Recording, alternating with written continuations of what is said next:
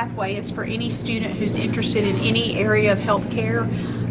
Their first course is the introduction course. In that course, we cover first aid, CPR, careers in healthcare, medical terminology, legal ethical issues. So mostly 9th and 10th graders take the first course. The second course is Essentials of Healthcare, and they cover mostly anatomy and physiology and pathophysiology, which is the disease process or the study of the diseases that affect each body system. The third course is the Clinical Lab Tech, which is being broken down into 4 areas. And here at Lambert High School, we are focusing on phlebotomy, where the kids will become certified national phlebotomy techs, and also clinical lab, where they study hematology, blood bank, microbiology, and those sorts of things under the microscope, so that when they get the specimen, they can make diagnoses from that. And then the fourth year is where we've really come together with our business partners, particularly Northside Hospital for Size, Northside Hospital at Alpharetta campus, and in addition to many other private practices, veterinary medicine, where the kids work the entire year out in the field to gain their skills so that they can be successful and have more of an idea of their decision for their career of choice in healthcare. He's kept me on my toes. He's come up with some good questions. He's with some of the things that we've done, he's been very inquisitive, very proactive in asking a lot of things about how we do things, how do we go about knowing what we're going to make, how we're going to make it, what are we going to use to make it. And that all goes in. Those are good questions that we take for granted. As an orthopedist, we know what we're doing, but with Emerson, with his questions, it kept me on my toes. Let me put it that way. So it was good. It's a good experience. Some people come straight out of college and they don't know how to interact with the patients, and that is one of the biggest parts of the healthcare field.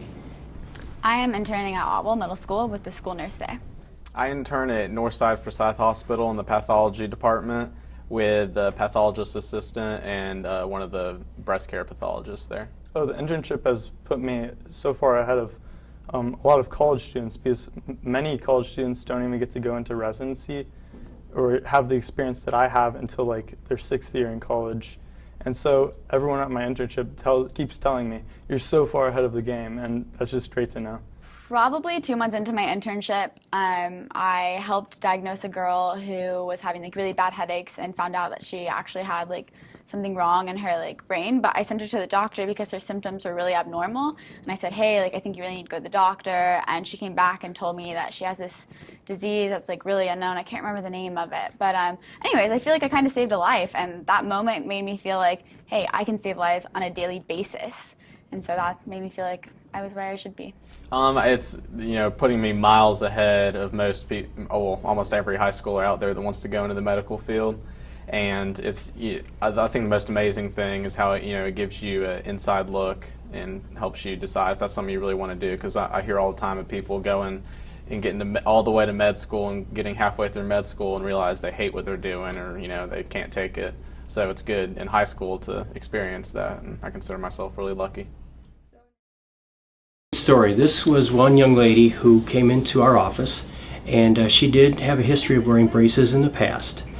She did have a clinical picture where she was not able to stand with some type of lower extremity bracing to help her stand and function. She was, as she got braces as a youngster, she had no problem wearing them, but as we get older, we get more cosmetic about ourselves, how we look and how people look at us. She got a little embarrassed, a little frustrated with braces, so she took a time off, I guess you could say. She didn't want to wear braces anymore. They put her in a wheelchair, and so she was in a wheelchair for a series of years, and now she's in high school, or getting toward the end of high school, and she participates with her high school choir. She wanted to stand and sing in the high school choir, and it was a cool thing because she comes in with a different attitude. She comes in with a willingness and a want to do this. So we went ahead and made some short leg braces for her, very similar to what you see here on the bench and everything.